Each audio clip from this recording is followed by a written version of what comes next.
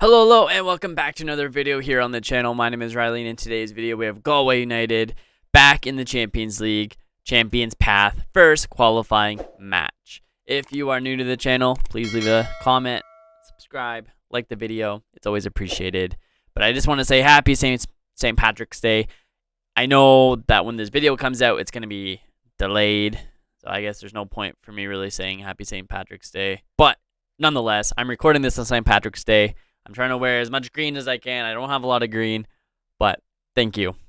Regardless, happy St. Patrick's Day. So today, like I said, we're going to jump in and play. We are playing Pristina, which is a Kosovo side.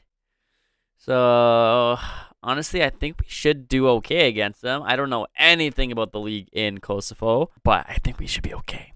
The league is going, it's going all right. No big deal or anything. Yeah, we are doing awesome in the league. We are currently in first. We have 69 points opposed to 38. We have won every single one of our 23 matches. We have not lost or drawn a match yet. So that is pretty impressive. And also, as competition reputations go, the Irish League is now up to 29. We have jumped ahead of all these other leagues, which is awesome. We are 29th, and we're only going to keep going because there's lots of other leagues here that I feel like we should be ahead of. It's crazy that Cyprus is so high. That one always gets me. So if we can continue on our upward trajectory, that would be amazing. As far as our club goes, we are 48th in Europe, which is also amazing. We're one of the top 48 clubs in the not the country, the continent. So very exciting. But there has been a lot of changes. I am not necessarily fond of the changes, but changes they are nonetheless. Our money situation, we're still considered secure. We still have a lot of money in the bank. We have some transfer budget, wage budget, all that fun stuff. Our debt is our debt. And projections always change because once we get into Europe, they go up again. So as long as we continue getting into Europe, it shouldn't be a big deal. But transfer-wise, there's been some movement. Not because I have initiated the movement, but because, movement has had to happen. First things first, let us pay our respects to this man right here, Gustav Mogensen. He has been with the club since 2023, which is like a year after we started the save. And he has been a solid member of the club. He has been instrumental in the development of Irish football. He is the league holder for most goals in the Premier Division. He's obviously shattered our records, and he will forever be known as a club legend. He's a club legend at this point, so good for him. Sad to see him go, but nonetheless, he is gone now. Another player that is also gone that I was not too keen on. And I guess I should also add the reason why Gustav is gone is because he did not want to sign a new contract with us, so I sold him.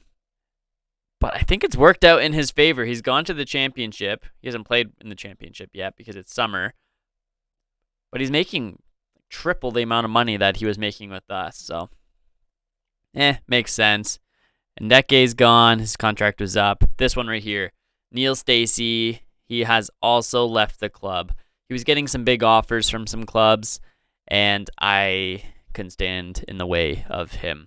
It is unfortunate because I'm sure he probably would have continued. He was the leading scorer in the Premier Division. He's an 8.46 right now in the league. But when you're getting an offer for £4.6 million, hard to turn it down, especially when 2 years before we paid £500,000 for him. So that's quite the return on investment, if you ask me. And what gets me with this man here is I still do not understand why people like him so much. Why does the game love this man? And he was getting like a million offers from not a lot. Well, there's a couple Premier League sides like Watford and Tottenham. The rest were different, various European ones like Lille and RB Leipzig and obviously Offenheim ended up signing him. It's probably because he is so big and strong and can head the ball. Like, his physical traits are pretty good, but he's not that pacey or anything like that. But he still gets called up for Europe, like, all the time. I am sad to see him go, mostly because I know I am sad to see him go, despite I don't understand his attributes and why he's good, but he does make a big impact. Other players like Greg Wilson, he wanted to leave, so I allowed that to happen. He hasn't really played for us very much. He's been on loan a lot. That's my fault. I shouldn't have sent him on loan so he could become homegrown. Other players, this one was unfortunate. João Neto. Yeah, I didn't really want it, but when a La Liga side is calling your number and offering what the minimum release clause is, whatever, it's hard for him to want to stay. I didn't realize he was only with us for 2 seasons. Interesting. Other than that, Juan Sebastian, Ati, those right backs that I signed out of desperation, are also gonzo.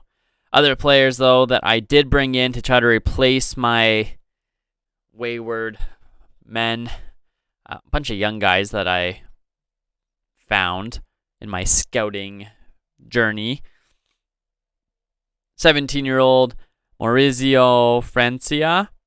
He is obviously from Switzerland, so that is very exciting. 17. Hopefully he can develop, become homegrown, all that fun jazz. That is kind of the plan at this point, and I'm very hopeful that actually does happen. The player I brought in to replace Stacey is also Irish, which is definitely needed. He is trained in nation because right now we don't have like any of those kind of players, and that is Michael O'Brien. He's not loved as much by the game, and I did spend a pretty penny to bring him in from Nottingham Forest, but he has played in the championship, which is good. But I think he's a good player. He's not as tall, so he doesn't have that heading ability, which is going to be something to get used to. But he is 23. He's 34 under 21 caps. His dribbling, finishing, his first touch is not terrible. I don't know. I think he's good. I like him. We'll see what actually happens, though. Another player, this left back, he's got 1 cap for Northern Ireland, Simon Ray, and he's just a solid left back, and he's got 5-star potential ability. He's got all the attributes that you want. He's 6'4". His crossing's not fantastic, but he's still a pretty good player, in my opinion. Also, this man here, Boban Antic, he is an 18-year-old Serbian. He's capped at the under-19 level. Again, 4.5-star potential ability, and just figure he'd be a good person to bring in. Hopefully he can develop at this left winger position, because we are a little bit, not hurting, but we don't have a lot of depth there, so there is that. Another player that I brought in, I signed a long time ago, but he is Irish, Alex Kabangu. He is 22. He comes from Nottingham Forest as well. He never actually really played very much for them, though. But he's a solid player. He's got pretty good attributes. I don't know. He'll play wherever we need him. Also brought in this man, 20-year-old Moretto. He was just a free transfer that I had on trial. Nothing too exciting. Another player, though, that I am bringing in, hopefully it should go through. Well, there's actually a couple. Why am I still bringing in this guy? Ooh, am I bringing him in still? Matthew Fleming? I don't actually remember. Am I bringing him in? And if I am, why? That's something I need to think about. And I'm also bringing in this guy, supposedly. 17-year-old Colombian. When does he come in? When? Wow, he doesn't come in until the new year? Because he's from there, I guess? I don't know. What about this dude? Same deal? Who is he? 17-year-old Serbian? Because he's not 18 yet? Okay, so I got these young guys coming in. I don't know what kind of contracts I have them in on, though. That's kind of an issue. Oh, his wage is like nothing.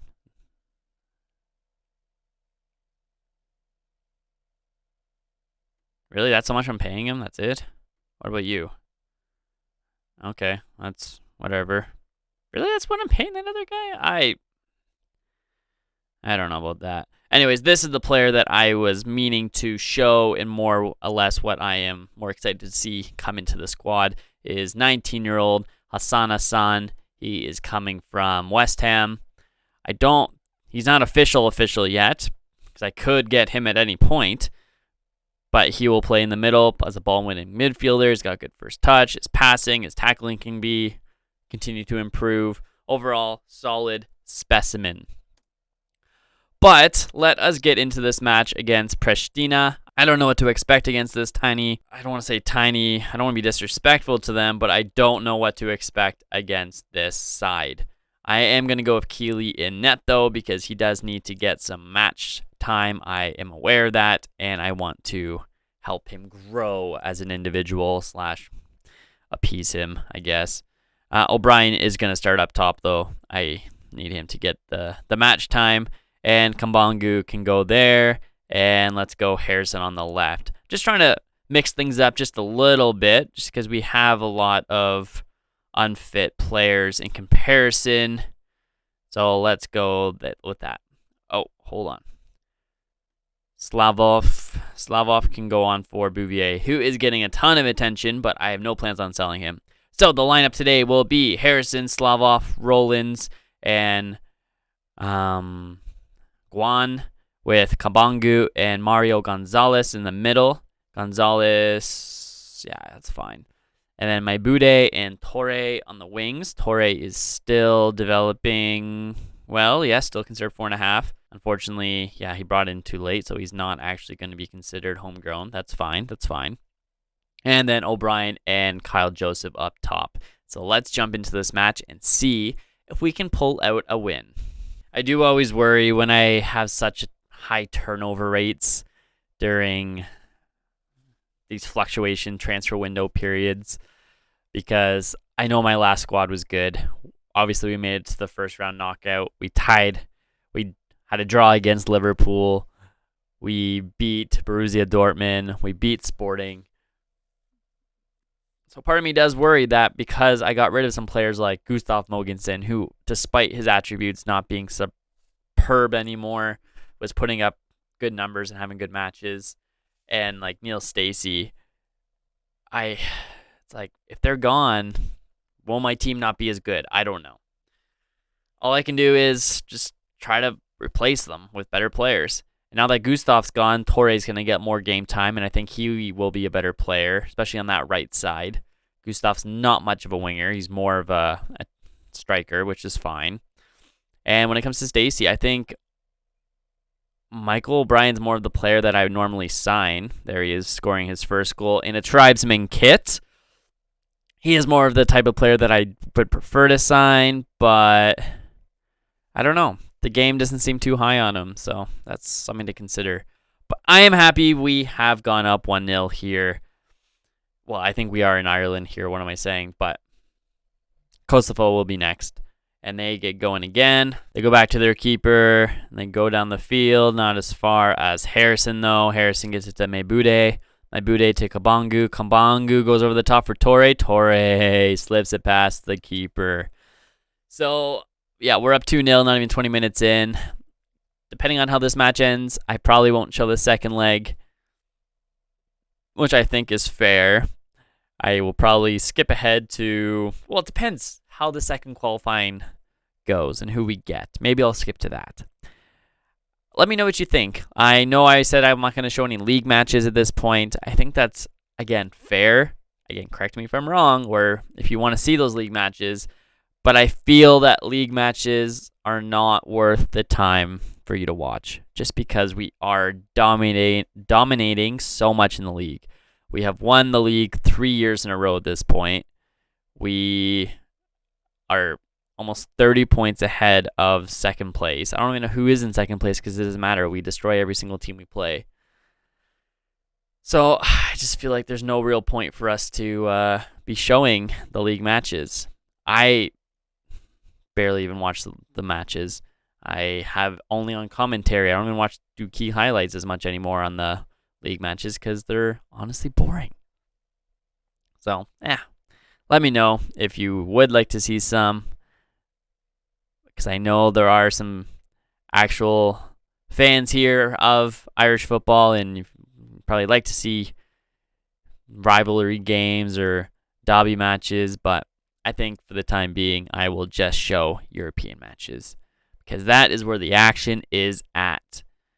I also know that it is hard then at that point to feel connected to the players because months will go by in game, and then some players are gone. Like Neil Stacey, he was barely in any videos because he was here, then he was gone. But he was here for big matches, let's be honest. He was here for our nice European run. And Dan Harrison, what a play. Talk about a homegrown player. He is now homegrown, by the way. Not in nation, not by club, but in nation. Which is fine. That's good. I'm still waiting for the youth recruitment to get a little bit better so we actually have some good youth that we can develop and have as homegrown status. But as things currently stand, we do not. That's why I'm trying to bring in these 17-year-olds from other places like Eastern Europe because I need guys to get homegrown status. Because right now my Champions League squad is 19 players, and that's the most I could be. Also because I don't have many trained in nation players, which is annoying. Rowlids try to get something going here before halftime. Kabangu got Juan Torre's going to do something here. Oh my gosh, almost gets it in. And that should be the end of the half, I would hope, because Pristina has not had a shot. Not even a shot on target, just like a shot. In the first half, they didn't have a shot. I can't say, every time I say it, it just boggles my mind even more and more. It's wild, honestly. Roll-ins. Good call on me playing a rotated side. Try to get that fitness up for a lot of these players. Kabangu to Mebude. Mebude to Harrison. Harrison's looking. What is he doing? Kabangu shoots from range and scores. Alex Kabangu gets his first goal in a Tribesman kit. And we go up 4-0 in the 51st minute. Amazing. That was a beautiful strike. Holy cow. Keeper didn't stand a chance on that one. You do feel bad for keepers when they're shots like that because like all they're doing is trying to do their job. But how do you save the impossible? Another thing that's exciting because our league is getting better recognized in the European coefficient.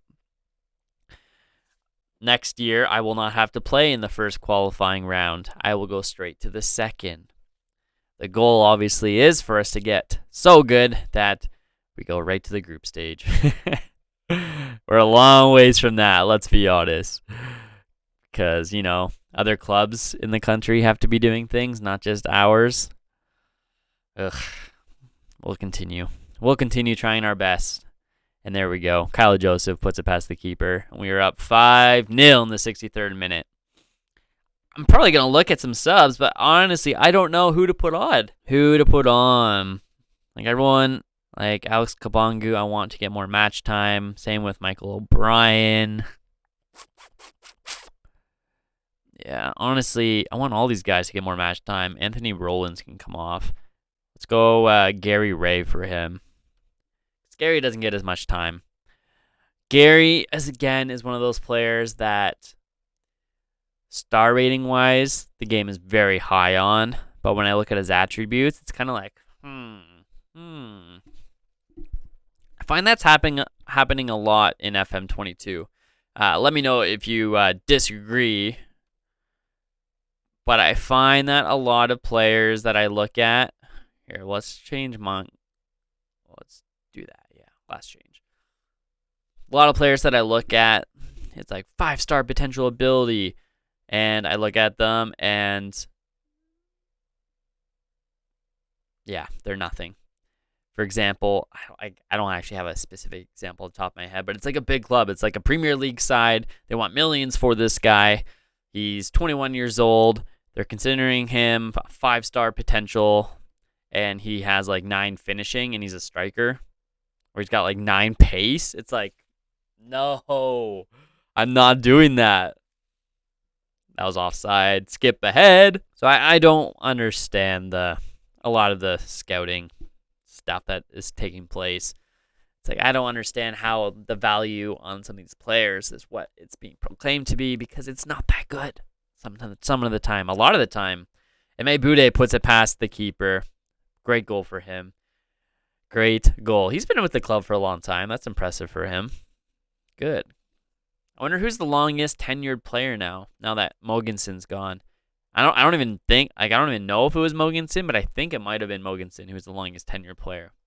I don't know that for sure though. So we did finish 6-0. They did get a shot on target / on net, just one. So that's impressive for them. Good job. That was an excellent win. I think it's safe to say I will not be showing this next leg of this playoff, well, not playoff, but qualifying round to, I'm not going to record it because we won 6-0 and they had one shot. So I'll probably play ahead and we'll see what happens. I will leave this video here though. I will see you in the future. Not sure how far in the future, but the future it will be. So thank you very much for watching this video. If you enjoyed it, leave a like, leave a comment. It's always appreciated, and I'll see you in the next video. Bye-bye.